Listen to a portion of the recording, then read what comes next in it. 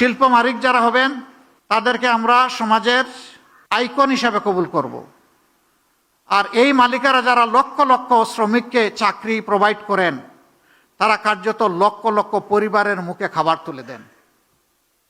আমরা সেই শিল্পগুলোকে শিশুর মতো কুলে তুলে লালন করব ইনশাআল্লাহ। শিশুকে যদি আমরা আজকে ভালোভাবে পরিচর্যা করি, এই শিশু বড় হয়ে তখন আমাকে পরিচর্যা করবে।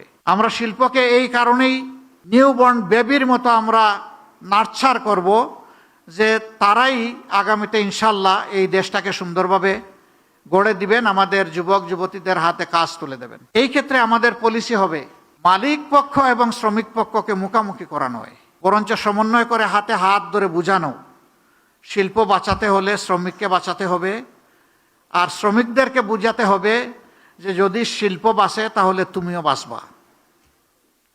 সুতরাং শিল্পকে নিজের সন্তানের মতো ধারণ করো।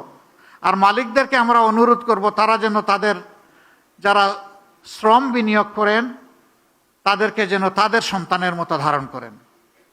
তারা একটুখানি সম্মান চায়, একটুখানি ভালোবাসা চায়, একটুখানি কর্মপরিবেশ চায়।